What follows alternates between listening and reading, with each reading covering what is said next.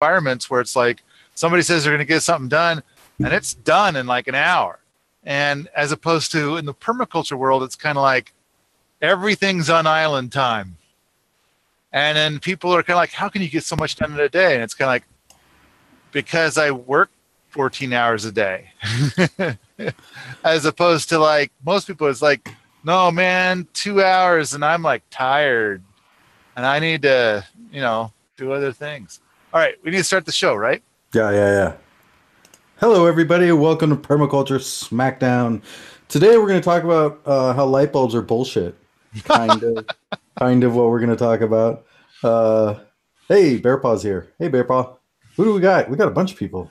Yeah. Hello, everybody. They're still pouring in. Look at the numbers go up. Yay. All right, so light bulbs are bullshit.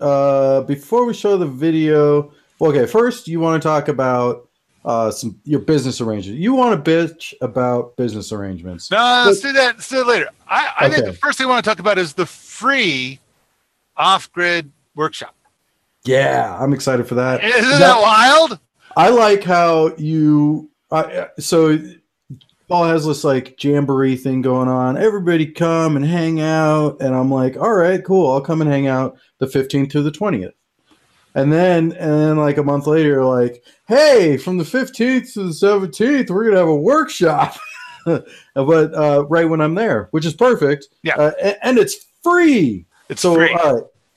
But it's not for everybody free. No, I think first of all, I think it's a pretty epic event. I think this is a $500 workshop being taught for free, only there's no food. You got to feed your own.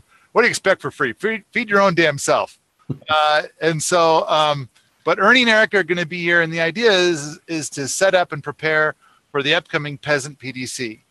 And so they're like, okay, we want to make sure that everybody has everything that they need to cook everything that they need, but none of this propane shit. That's for lesser people. That's for people that are cheating. That is not appropriate technology. All right. So what they want to do is they're saying, okay, this is a rocket kitchen. They're calling it the rocket kitchen, the off-grid rocket kitchen workshop. And so then I can't remember all the things that are going to be done, but it's a hell of a list. And then, of course, the people at the Peasant PDC will be using all this equipment to cook their meals, throughout the event. Which I don't know that the PDC, the Peasant PDC is shaping up to be a cooler and cooler event with each passing week. There's more cool stuff. So, but we do have a lot of funky, cool off-grid cooking stuff already, but they want to take it up a notch. So, we'll move the rocket oven up there, but they're gonna set up a bunch of different like rocket hot water will be set up, and I think there's going to be some rocket griddles. There's already 2 rocket griddles up on the lab, but I think they're gonna set up another one. But I can't remember all the things that are going to be set up. But anyway, the catch is that what you do is you say, you got to tell them, I want to come.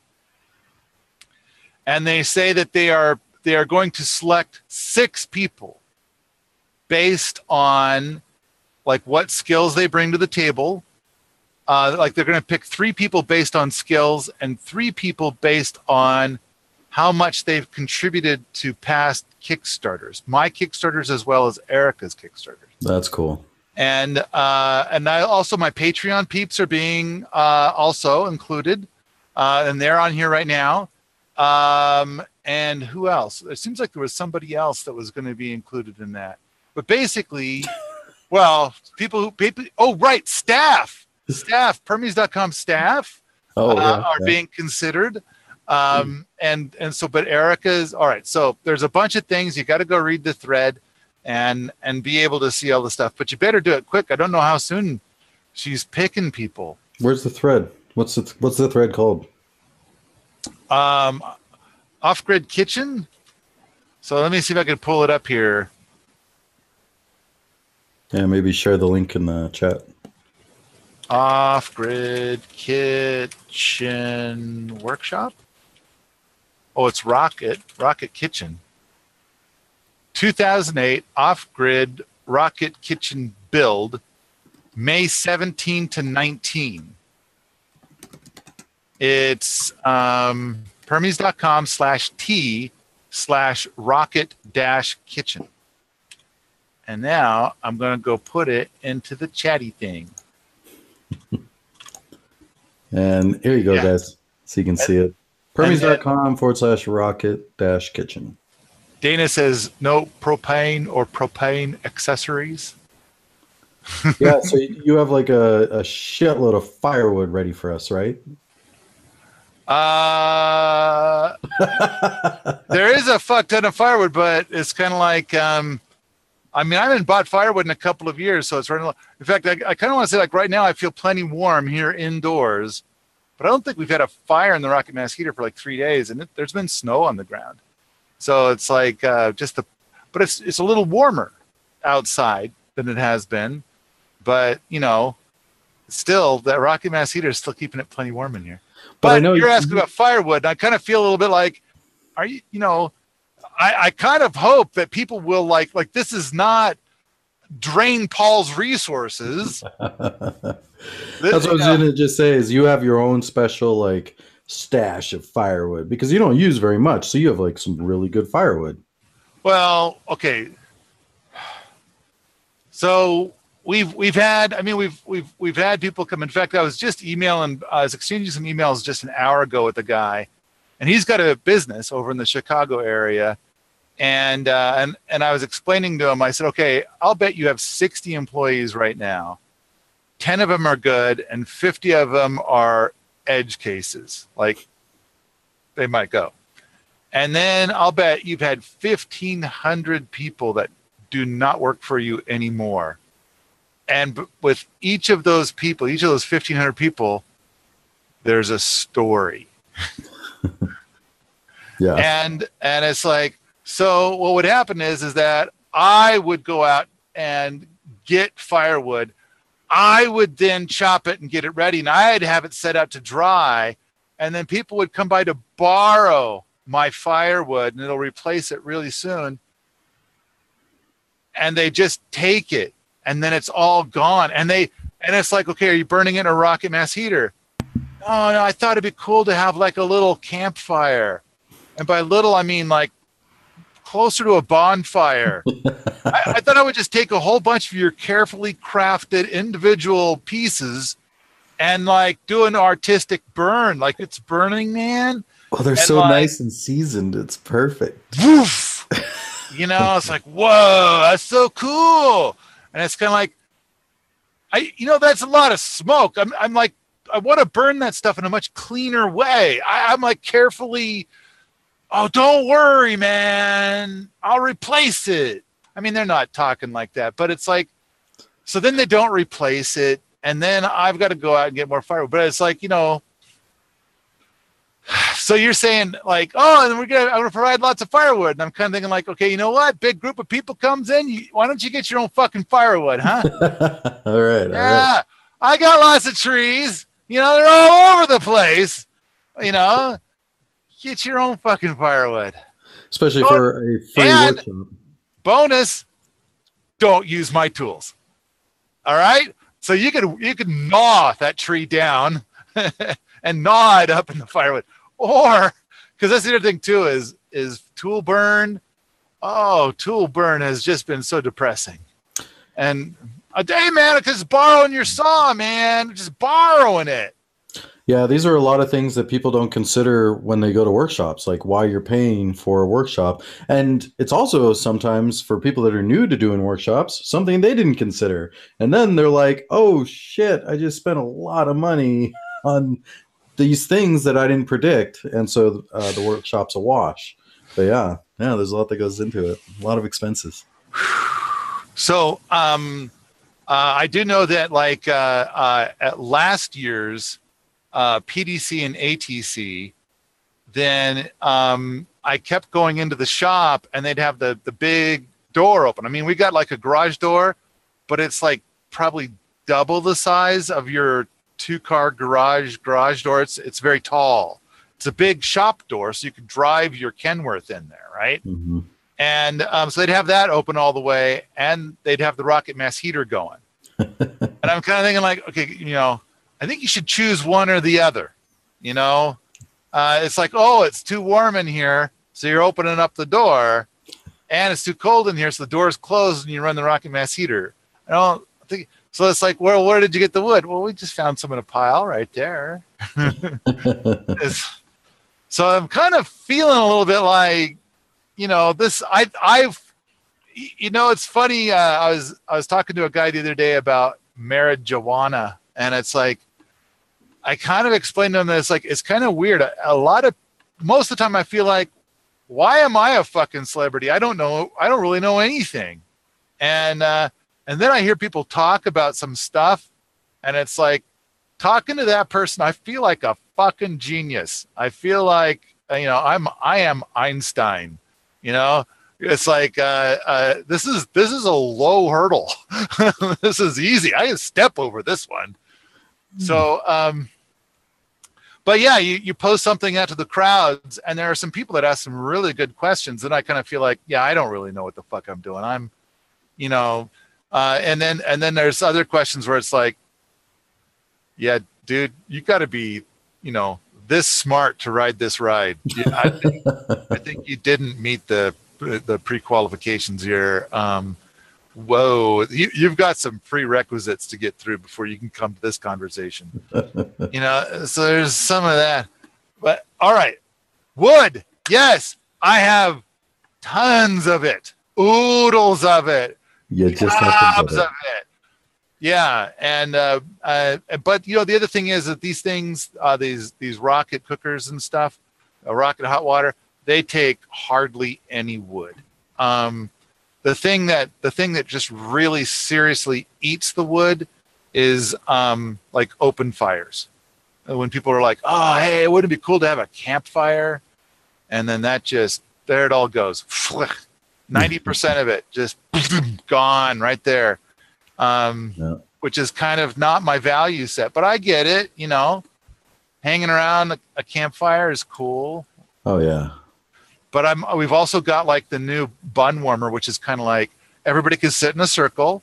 It's a rocket mass heater, and it warms your butt very quickly. And if you put too much wood on it, it'll burn your butt. So you want to go with just a little bit of wood. Yeah, I haven't gotten to sit on that yet because last time I was there, we tore the old one out and they were just building the new one. Yeah. Yeah. Can't wait to get my butt warm. So, okay. So then you pulled up that page. What we're doing, rocket cookers and water heaters, off-grid water 101, solar cookers, solar PV chargers for cell phones, lights, etc. So they're probably going to be doing stuff with, because right where the workshop is happening is the solar Leviathan, and then where a lot of the peasant PDC will be happening. So the peasant PDC, the classroom is going to be Cooper Cabin, where the solar Leviathan is, and then some of the workshop stuff, some of the work stuff is going to be happening over at Allerton Abbey, where the solar Volkswagen is. So there's going to be some of that stuff going on. It says gourmet camp cooking. Oh, does it blend? I think that they are bringing up the bicycle powered blender. Oh, okay. Yeah, and there's going to be some stuff with tie-ins to free cycles. There's more and more. Nice functional kitchen, camp kitchen tricks. Okay, all right. So overall, they're going to build some epic shit, which they always do. Free workshop, 6 people will be selected. There, I'm all done looking at that now. So how do they apply? You just post? You post to the forum. Yeah. You say, me, please. If you scroll down, you'll see a whole bunch of people, including this guy, Josiah Wallingford, has got like something in there like, hey, I want to be in on this.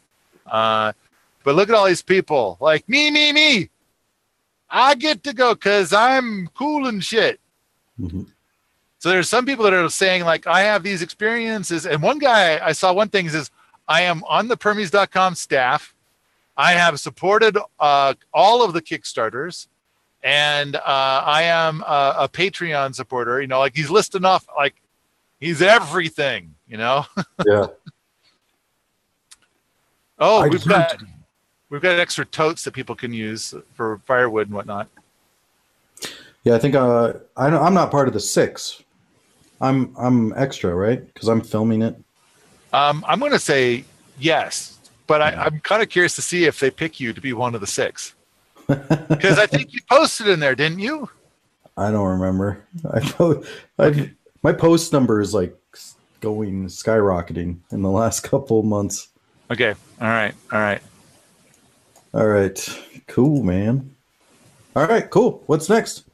So then you watched a little bit of a leftover from last week. You now watched Mr. Stinky Pants. Yeah, and I want to know from the chat. Hey guys, who has seen Mr. Stinky Pants? How many of you have seen it? I just watched it. I watched it a long time ago, but I just watched it again. And I'm thinking about playing it, but if everybody's seen it. Mr. What-a-who? Mr. Stinky Pants. Dana said me. It's been a while. Yeah, so I'm going to play it. Let's see if it'll... last time I didn't do the audio thing right or something, so let's see if it works this time.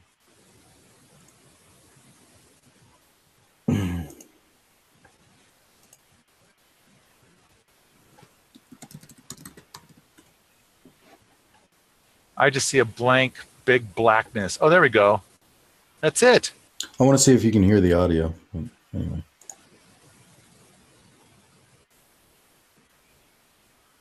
I hear nothing. Okay. So it asked me to install something or give permission, so let's see if that worked.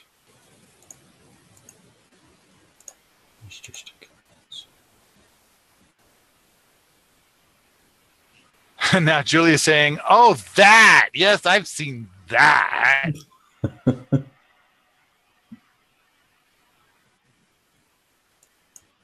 It's one of my signature animation films. It won no awards.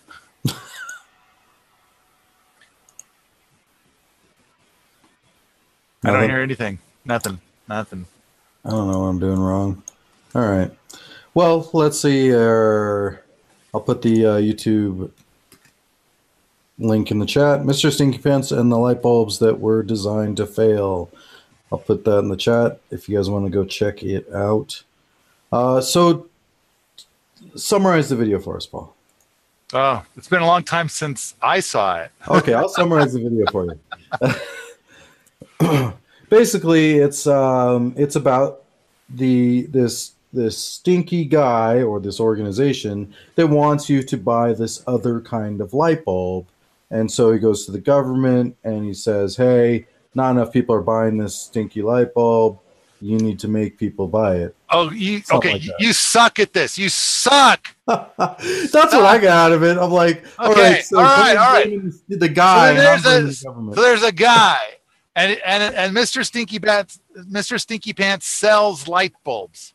Uh-huh. And I think that I say that he sells them for 50 cents, and he gets like a nickel of profit per bulb.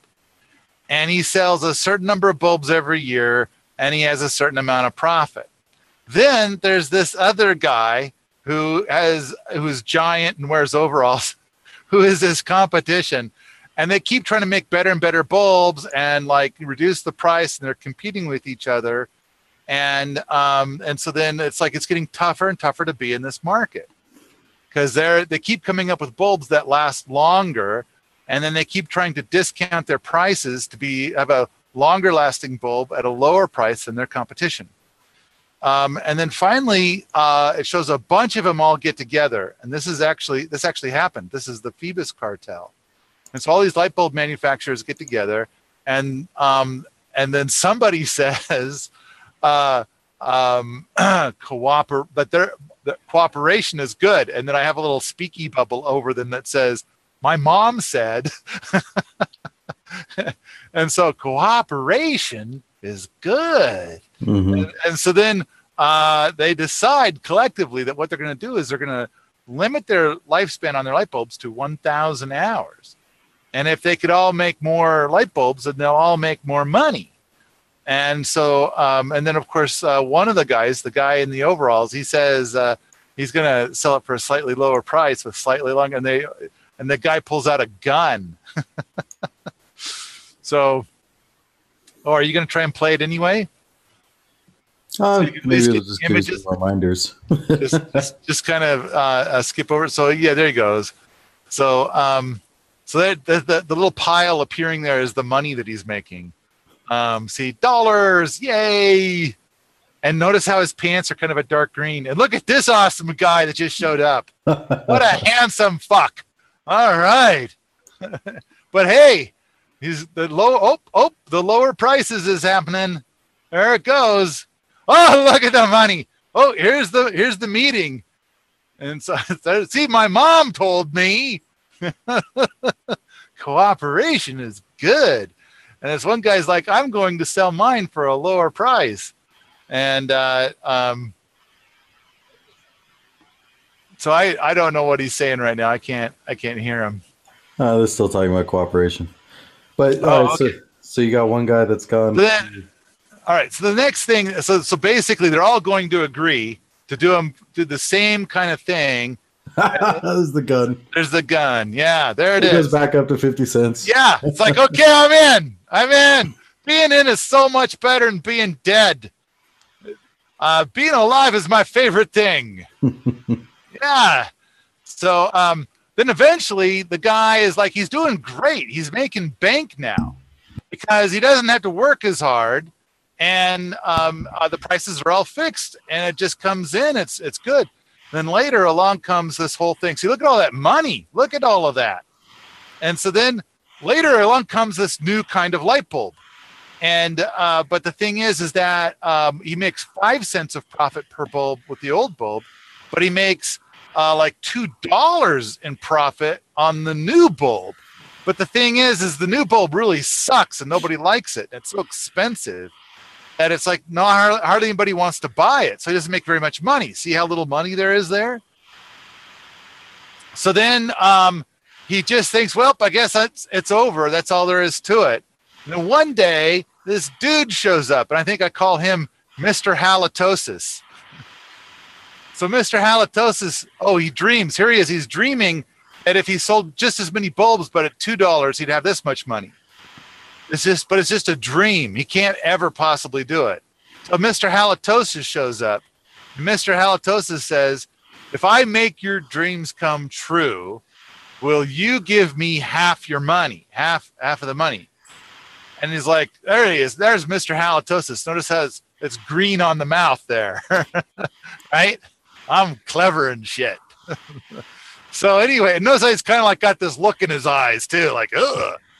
His pupils like, dilated. Says, yeah, I'll give you half. So Mr. Halitosis talks to politicians and says, and so basically, like, if the government subsidizes these bulbs at $17 a pop, that'd be a hell of a lot cheaper and easier to get, right? And so then the government agrees and is like, okay, we'll do this. So then they start selling more of these bulbs, but it's not as many as what Mr. Halitosis said. He didn't make this dream true. So, the old light bulbs are bad. The new light bulbs are hearts, flowers, and rainbows. Okay? That's part of the government message because they weren't selling as much. Right. But even still, people wouldn't buy them. Then what they did is they banned the old light bulbs. And then the story basically ends where, so here they're banning the old light bulbs. And then the story basically ends where Mr. Halitosis and Mr. Stinky Pants are rich forevermore. They get all the money. They're so happy. It's happily ever after. So end.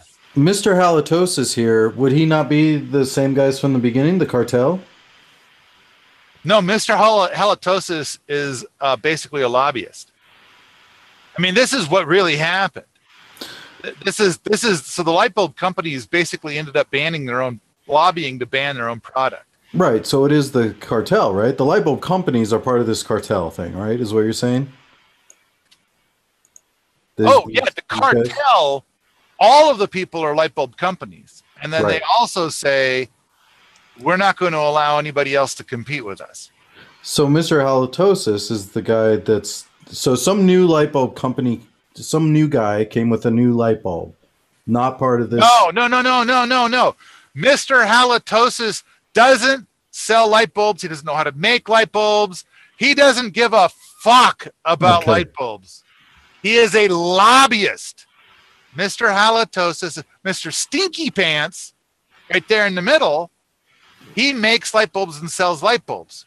We could also give him a name with the initials, I don't know, GE, okay? Right. So the guy over here, who's this? That's GE? That's Mr. Stinky Pants. Notice his pants are kind of a dark green. Well, who's this guy? It's Mr. Halitosis. Notice how his mouth is kind of green. Okay. So Mr. Halitosis is a lobbyist. Yeah, okay. And Stinky Pants created the new light bulb, right? So Mr. Stinky Pants, his whole world is all about building light bulbs and selling light bulbs. So was he part of this initial group? Yeah, there he is. There he is, right in the middle. Gotcha. Yeah. Okay. All right, man. I guess it's good that we're doing this to have a play-by-play on what it looks like a 4-minute long video. Sorry, this guy I definitely see as a different character. Yeah. But you'll notice those other guys, like, they don't even fucking have arms. Yeah. I'm not seeing the green in the such pants. Minor characters, I didn't have a budget to put arms on them. There's no voice actors in this but you. All right, cool. Yeah, I can do lots not of cool. voices. It's, yeah. All right. So but you understand it now. So basically, Mr. Halitosis lobbies the government. So it's not like the government is in this story. The government really isn't the bad guy. I mean, the government is supposed to be looking out for us, but they kind of don't have the savvy that it takes to really look out for us. Yeah, so they're the bad guy. So like well, if you're gonna, yeah. So are you a bad guy? Here's how I would be a bad guy if you need an electrician. And then I was like, hey, I'll be your electrician, and I don't even charge that much. I'll do it. And then you hire me, and then I'm like, I don't know how to be an electrician. Just so you know. I don't know what I'm doing, but I'll try it. That's government. That's a bad thing to do.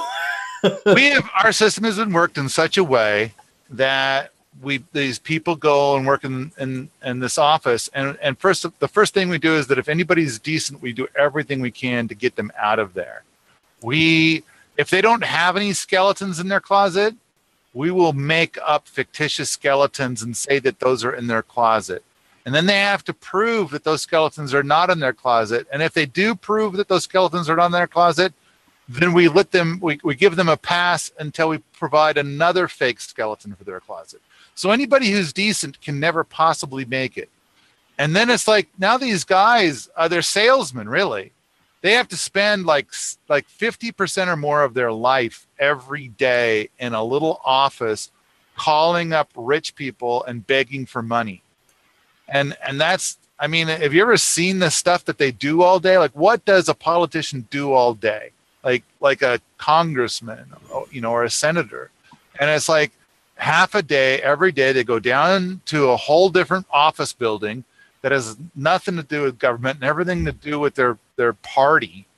And they get a little cube, and they go in a little cube, they get on the phone, and they start calling rich people and begging for money.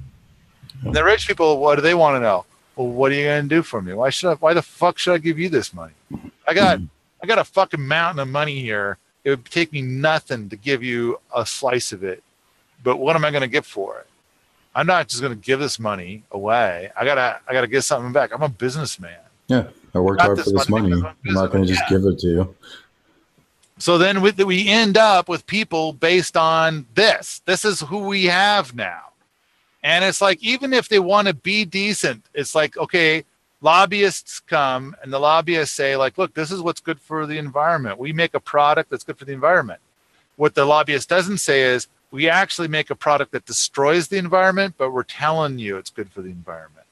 And so then the person that's in office is kind of like, well, good. Finally, something that's good for the environment that I can get behind. I mean, I want I feel so dirty with what I do all day long, every day. It's nice to have one nice thing to do to show for my time here, as opposed to being a fucking whore all day long. And I don't know if they're ever get that. You think that's? All right. Well, I feel like it's like, thing. Hey, we can sell. The lobbyist going to the government guy is saying, hey, we can sell this as being green, and here's where you'll get your kickback. Okay. You know what? For this story, I'm willing to give the government people a pass for this story. Now, granted, their job is to look out for us, but they don't know. They don't know what's good or what's bad. And the funny thing is that for years, environmentalists, professionally paid environmentalists, went on and on and on about how the CFL was such a great thing. And it's like, I mean, how is this government person supposed to know any better? I mean, they can't be all things all the time. I mean, they've got a staff to research this shit, but when they go and they Google it, everything that they find says CFLs are great, man. Yeah. So how, you know, the question is, how are they supposed to know all this stuff? They're not, and they shouldn't even be bothering with it. They shouldn't be in the business. So, all right. Now we're getting into political crapola. Yeah. Here's the important thing. There's two important things this story is made of. One is the Phoebus cartel from 1924. And that's where all of these light bulb manufacturers got together. And I mean, like, the actual document that they all signed is now of public record. I mean, it's almost 100 years old. And basically it showed where they intentionally limited the lifespan of their product so they could sell more of it. Oh, yeah. And so, and basically it was an anti-competition agreement. So that was part one. And then part two is the whole thing about how the reason why the good light bulbs are banned has everything to do with the fact that that lobbyists from the light bulb companies went in and convinced the government to change things. And so that's why it's banned. That's the only reason why it's banned is for the profit margin of the light bulb companies. Yeah. All right. So this is a much longer video. That sums that up, basically. Like this is a much longer video. This video there's people in this, like real people. Oh yeah, well yeah. But I made this video. This is the result of my first ever Kickstarter. I put out a Kickstarter. I asked for $800 to make this video. I got $1,100. The model in the video actually appears naked in the video.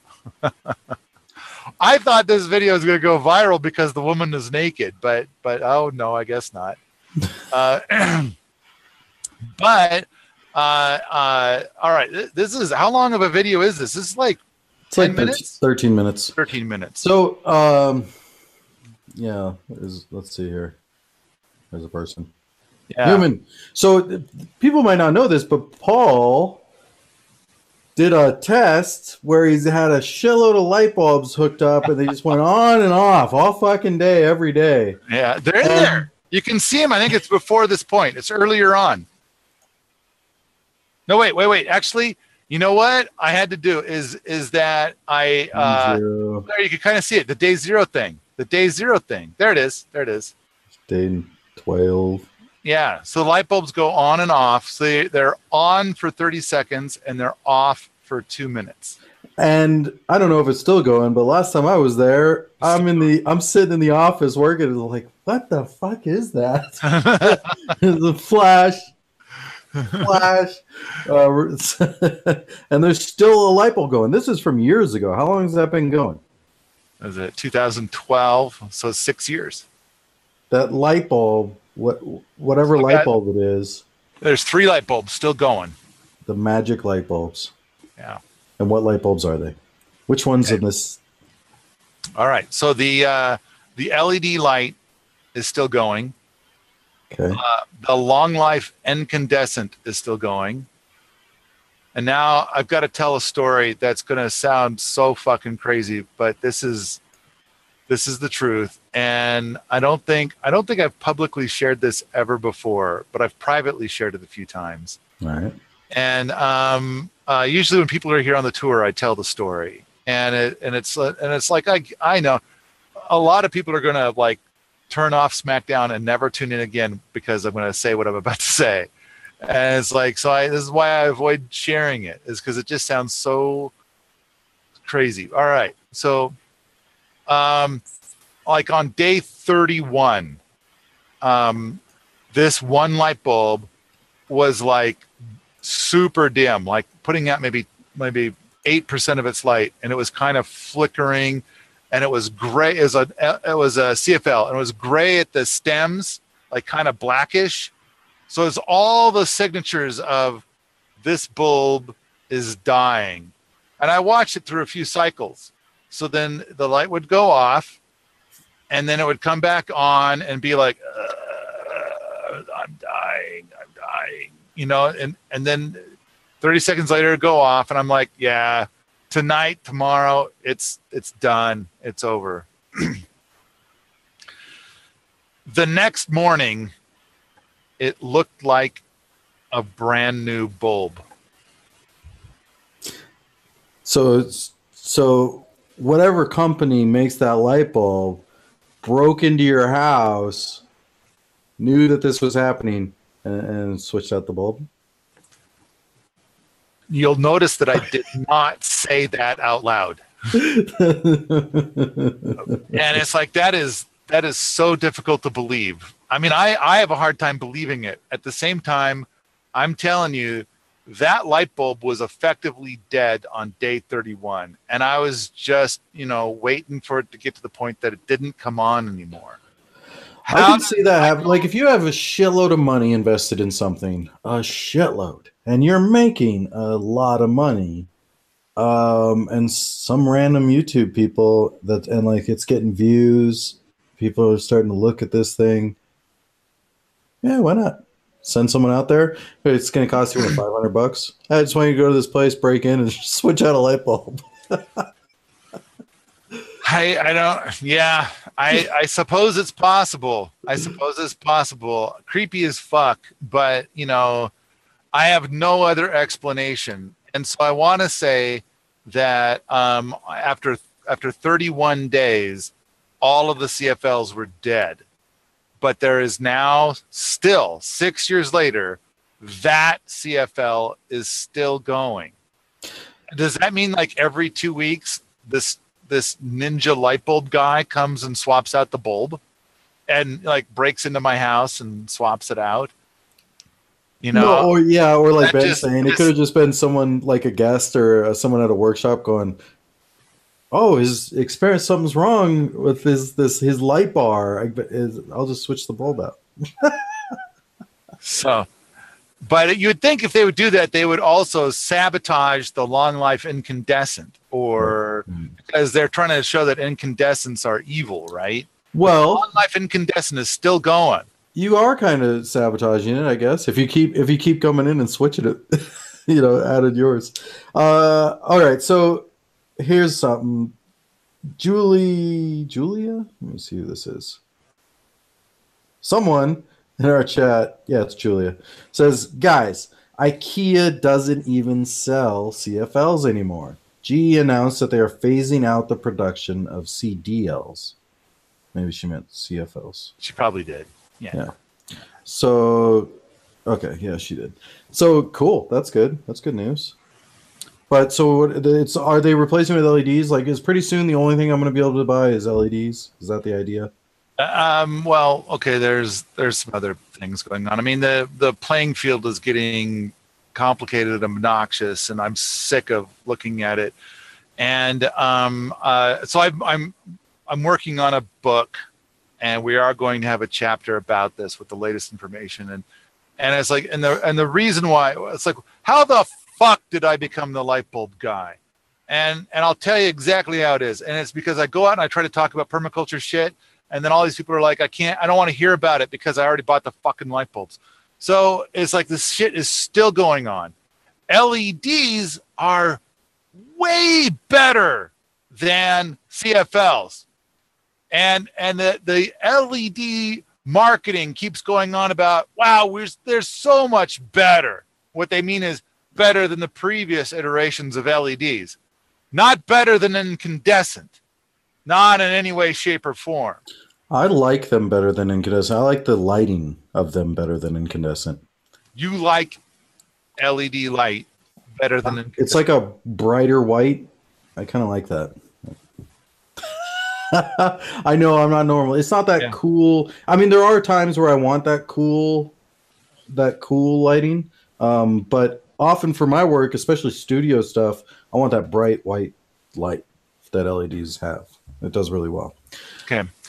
That particular shade of color is good at stimulating. It's going to stimulate you. It's also the reason why a lot of people have sleeping problems. Yeah. And it's like, so what some people do is, like, when it gets to be 4 or 5 in the afternoon, they switch from LED to incandescent, which is like, man, that is complicated shit. But okay. I use only incandescent, and but I've got a lot more to say in this space, and I kind of feel like, and you know what? I guess it does fit the whole SmackDown thing, because the things I have to say about why incandescent is still vastly superior to LED. And if you live in Montana, you're going to save more money with incandescent lights than with LED. Yeah. And it's like, plus there is a quality of light feature, and the quality of light of incandescent is universally better than LED, better than your best LED light. And it's like, for a variety of reasons, for health benefits. And so it's kind of like, and there's an enormous area to discuss in there. Now, that said, I do think that there are cases where LED light is a better light on certain off-grid scenarios, or if you're running an air conditioner. Or on vehicles. I think they're way better on vehicles. Okay, yep, that's a good one. I think they're great for flashlights. I think that they're great for night lights. I think that there's a bunch of scenarios where they're great, but for where you're working all day long, every day, or if you're reading a book, or for any long-term stuff, especially if you're on the grid and you're in Montana, incandescent is vastly superior to LED. And now you keep mentioning if you're in Montana, and that's because of the warm factor, right? Because it provides you with warmth. Yeah. Yeah. Here's a crazy ass fucking thing, which every time I have to fucking say it, I feel like Einstein, and I'm surrounded by a bunch of dumb fucks. Like, you all seem like cattle.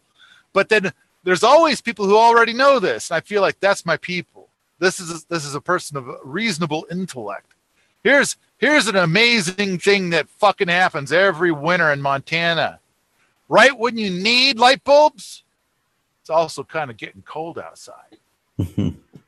Yeah, ain't that a weird ass thing? As a twofer you get there.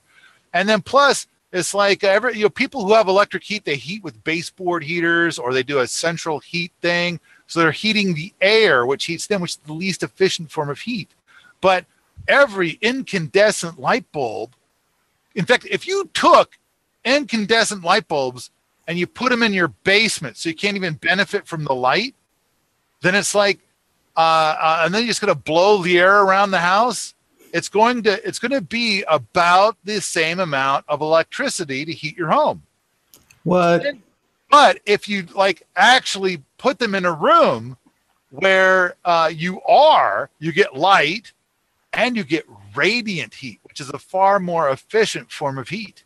And so it's kind of like, if you get lots and lots and lots of light wherever you are, whatever room you're in, then that room is going to get a lot warmer than the other rooms. And if that light is pointed at the human beings in the room, then the actual air temperature in the room might be 60, but they feel like it's 75. I remember seeing an article, I think it was, of you, and you had pictures of yourself with the light bulbs, like on your hands, it's like around you. providing you with a bunch of warmth. Was that an article? I think it was an article. Might have been a video. I don't know about that. I know that somebody took a picture of me holding a light bulb in front of a barn, and that's been used a bunch. But then No, there's it was also, you at your desk, and you were like showing what you do in the winter, and like you have the light bulb pretty close to your hands or next to you, next to your monitor. What about that video you were just watching? Well, no, wait.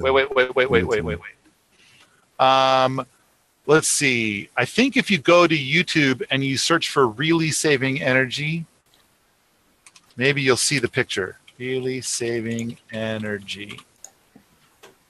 Yeah, there it is. It comes up at my tippy top there. Is that the image you're talking about? Yeah. Yeah. So you want to share that? Sure. All right, so this is a 3-minute long video. It's the same gal that's in the other video. And so what I do is, yeah, there we go. So basically I've set up a bunch of micro heaters in this area, and you'll notice at the top there's just a plain old light bulb in a chick brooder situation, right? So it's kind of reflecting a lot of the light down. So that's radiant heat, just like what we do when we're doing chick brooder stuff. Just a single light bulb. And I think that light bulb happens to be, yeah, there it is, 40 watts. And so a dog bed heater, heated keyboard, heated mouse. Although currently I've got a mat that goes under the keyboard and mouse that heats. But then we sat her there for half an hour, and she says, I feel perfectly comfortable. Now you'll notice she's not like wearing a winter parka or anything like that. She's not dressed heavily there. She feels perfectly comfortable. And the thermometer there, you can see it. It says 50. Yep. That's the powerful thing. It's 50 degrees by measuring the air temperature in that room, but she feels like it's 70, 75. She feels perfectly comfortable, and she's not wearing a parka. She's been there for half an hour. All right. So then I say, okay, go ahead and turn all of it off. And so she turns off the dog bed heater. She turns off the overhead lamp. She turns off the heated keyboard and the heated mouse. And she keeps going, and we time it. In 3 minutes and 10 seconds, she's so cold she can't stand it anymore. And so she has to go. This reminds me of, so Bear Paw's on. Bear Paw will get people bitching, that especially during the winter when they're staying with him, about having to use the outhouse because they have to go outside where it's cold to go to the bathroom. And the people wish that there's a bathroom inside the house because it'd be much warmer. But so that's why I'm wondering if people would do this. If they would just heat the area that they're primarily in through the day and not the rest of the house, I don't think they would. I think most people want the whole house the same temperature, and for the most part, and then so that no matter where they go, the kitchen, the bathroom, they're comfortable. Yeah. So like let's say that you go into the bathroom, and the bathroom is 65, and then in the utility room it's 50.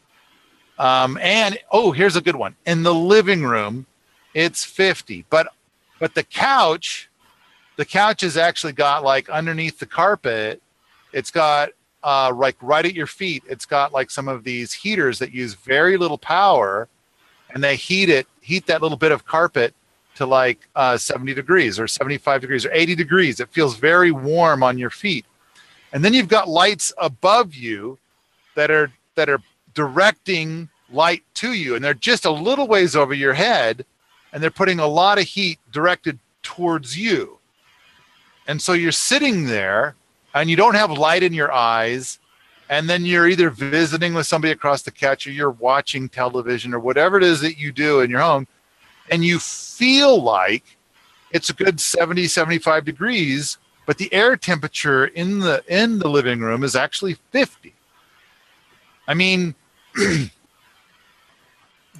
cutting 90% off of your electric heat bill. Yeah. 90%.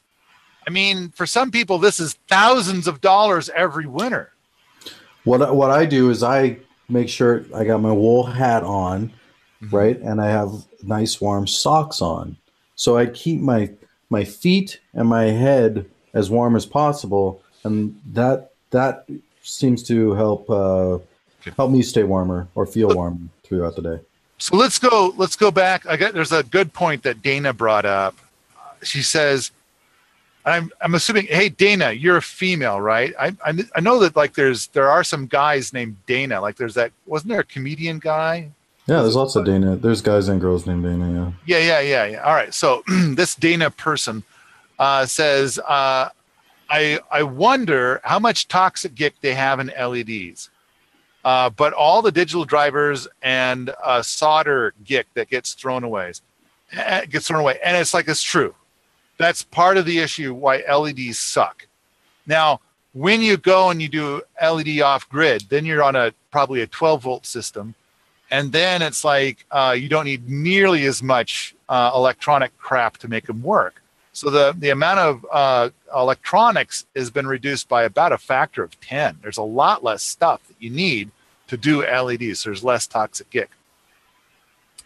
Dana's not jumping up to say male or female.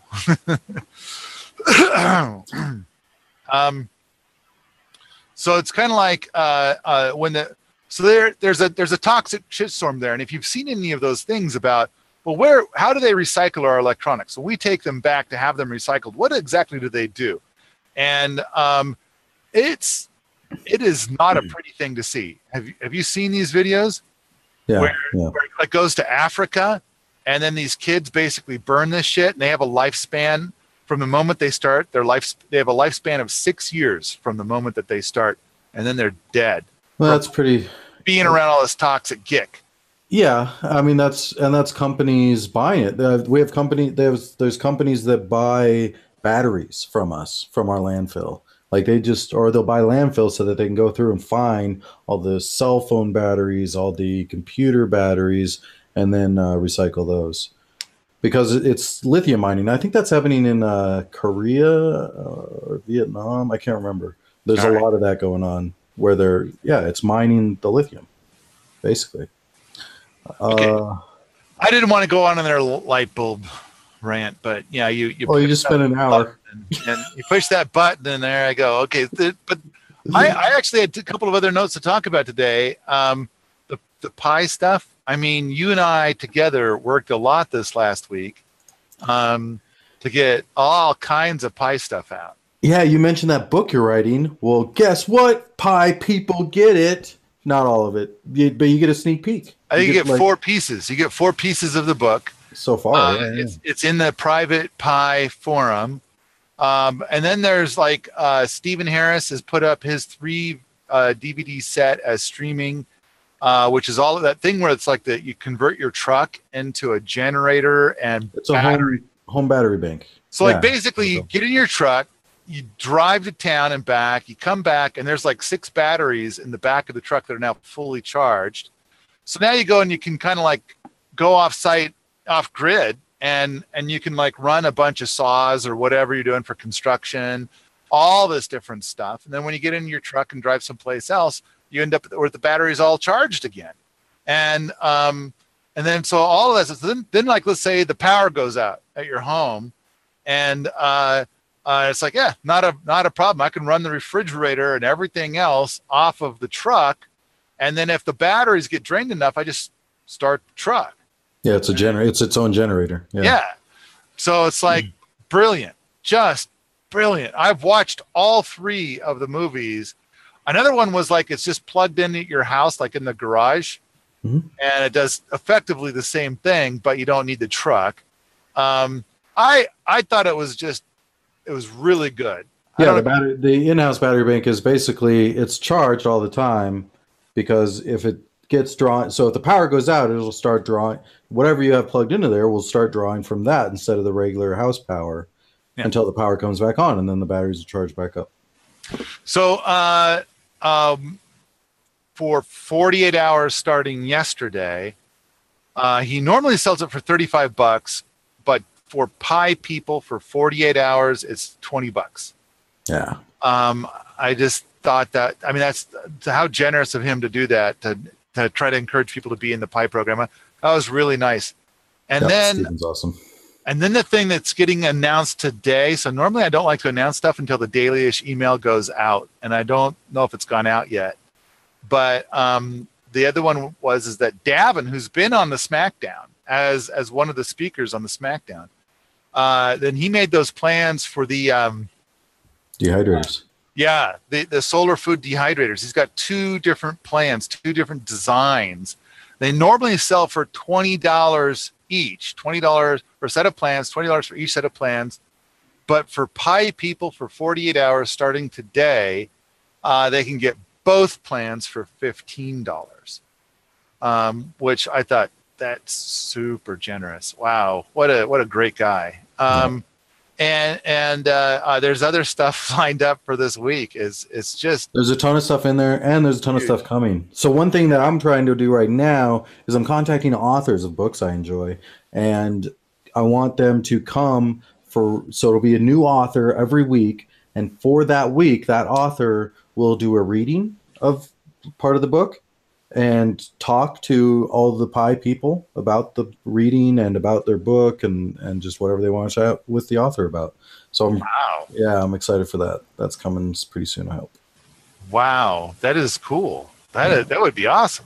Yeah. I didn't even know you were trying to do that. Neat. So yeah, it'll be awesome to if people buy Pi, and of course it's $3 a month. So $3 for a single piece of pie, which lasts for a month. Yeah. And I think it's cheap. It is cheaper if you get it by the year, or you can get a dozen pies, which is even cheaper. I haven't even calculated the savings. It's got to be way up there though. Like the amount of money you get with the discounts and everything, that's way up. Well, the other thing is that what a lot of people do is they'll buy a dozen pies. So that's 144 slices of pie. And then when somebody is helpful or writes a good thing, they give them pie on Permies. And so then they get a 30 access for that. Yeah, 30 days. Yeah, they get all the goodies. And then there's like a bunch of cool features. Like you get to have a bigger signature, and you get to have more of the bumper stickers, the thing that appears next to your name. And of course you get the little piece of pie next to your name. But there's like, and then the personal notes. I kind of like the personal notes one, because like you go and you talk to people and you're kind of like, if you see somebody named Dana on the website, if you find out male or female, you could like make a little note and says, this is a woman. This is a woman. But I had for Julia, I had a thing, and when she posted something on Permies that revealed that she's a pediatrician, and so then I put it in my little note. Oh, this woman's a pediatrician, and so then you kind of helps to keep the players straight. This guy is a fucking douchebag. What a dick. And so then when that guy comes and says, hey, Paul, can you help me out? Fuck no. You're a douchebag. Is there a ignore feature on the forums? Like, can I just choose one person and say ignore anything that person says and it just won't show? No. I would rather that if there's somebody that needs to be, and of course, I'm the guy that gets to pick what new features go into the forums. And now you've kind of got an inside view of like how much work we do every month to add new features. I'm amazed how much development goes into the Permies forums and the features that come out. Yeah. We work a lot. There's a lot of work there. But I kind of feel like if I don't want to hear from somebody, I'd rather ban them. Well, sure, but you might like someone and someone else like this despises them. Like me, like I imagine there's people on the forums that are like, I'm sick of this guy bashing on my government. I love my government. Like, and then I'm going, they're not good. Make them better. and so, but you like me, and so you're not going to want to kick me off. But they might be like, I never want to hear anything this guy says. Okay, all right. So yeah, we do not have a feature like that. I'm going to put it in the request thing. But then, any discussion about government is limited to the cider press. Yeah, and so you have to have a certain number of apples to be able to go in there. But of course, if you start bitching about stuff, then there are people who have the ability to take apples away, to give out apple cores. Cores, yep. And then you might go in there with 20 apples, and then after a week, you might have only 8 left. And you got to think that if you say anything political, there's going to be people who have access to the apple core function who don't like what you're saying. Yeah, yeah. And so I just think that's why we call it the cider press. Don't post in there if you want to keep your apples. Which, by the way, we're hard at work on a cool feature, which is called the Apple Poll. And so soon we're going to be doing stuff to be able to vote, like what's the best book of 2017? And people who have the most apples get the most votes. And so if you have no apples, so it'll be 2 votes. It'll be People's Choice, which is like basically thumbs up, thumbs down. And Pie people will have 2 thumbs up and 1 thumbs down. Normal people will have only a thumbs up. That's all they got, is 1 thumbs up. But people with apples, for the Apple Poll, people, if you don't have an apple, you don't get a vote. That reminds me of kind of how America used to work. You used to have to own land to be able to vote. I kind of like that. And the other thing is that I think it's going to be set up so that if you've got like more than 10 apples, then you get 10 votes. But if you've got 1 apple, you get 1 vote. Apples turn into pies, right? Like if you have so many apples, it equals a pie. It's 10 apples or 20 apples, something like that. It's 20 apples. Every time you get 20 apples, you get a slice of pie. A slice of pie, right? And then once you have that slice of pie, you get the pie only content. And you can get apples, and anybody can give apples, right? It's like free to give apples. No, the only people, so pollinators are able to give away 1 apple a day. Oh, okay. The staff that are just like fresh staff, the level of staff we call gardener, they can give away 5 apples a day. And then stewards can give away unlimited apples each day. All right. So it's not that easy to get an apple. And I think that the people that got to be stewards that can give away unlimited apples, I mean, they started off as pollinators that could only give away 1. It was rather precious. Then when they had 5, they're kind of like still giving away mostly 2 or 3 a day. And then when they can give away unlimited, I think that those guys are probably giving away 5 or 6 a day. And so if I have 5 apples to spend, can I give them all to one person, one post? Yeah. Yep. Yeah. Okay. Yeah. You can. Now,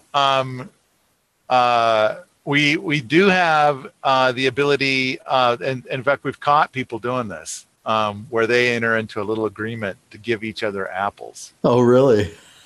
The Apple Pact. And let's just say that there are people on the staff that are on the lookout for that. And it's like that. What a great way to lose all your apples yeah. And so be careful. Be careful. What else you got, man? We got to wrap it up. Okay.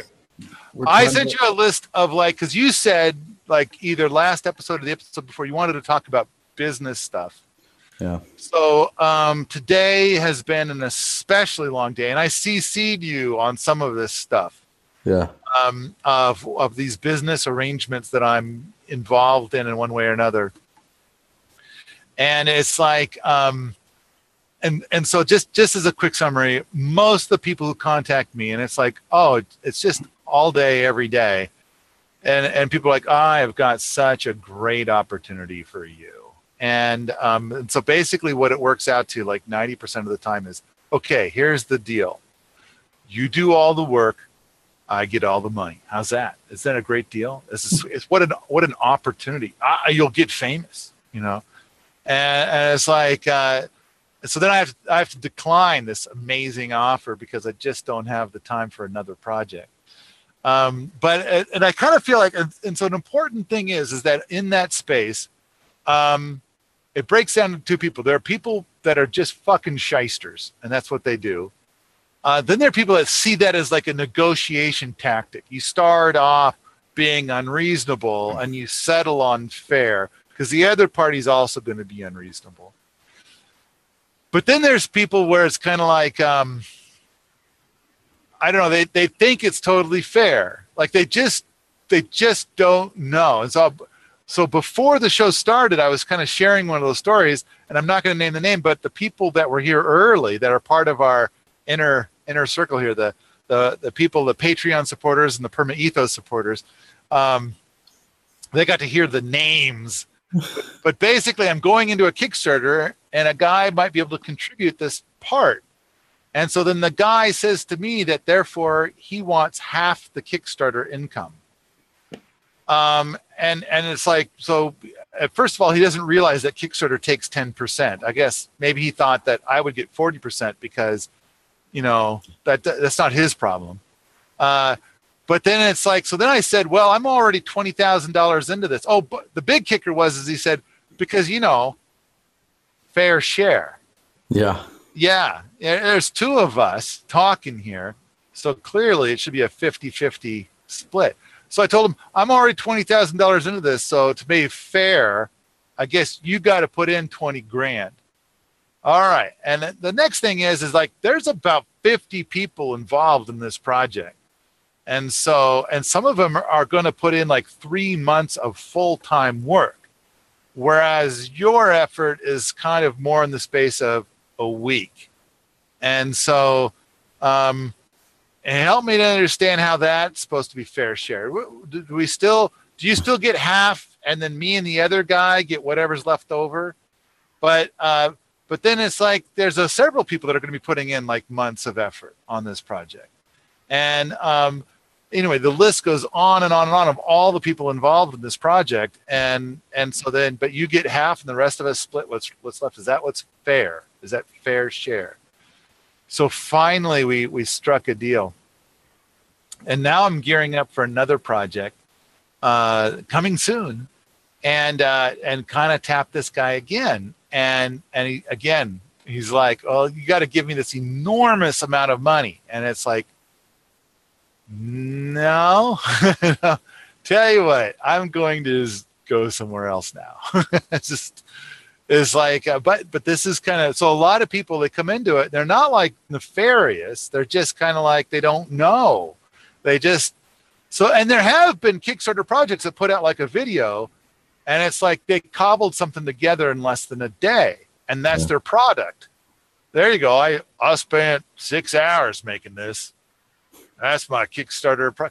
And it's like, but during the Kickstarter, you're kind of thinking that it's going to be like a 3-month-long production and stuff. And then you end up with this piece of shit. And it's like, really? I paid $20 for this?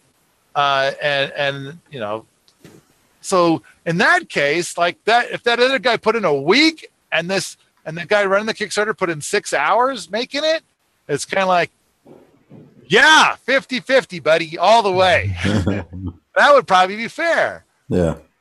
All right. So I wanted to just kind of, and then the other point I put sent it to you is that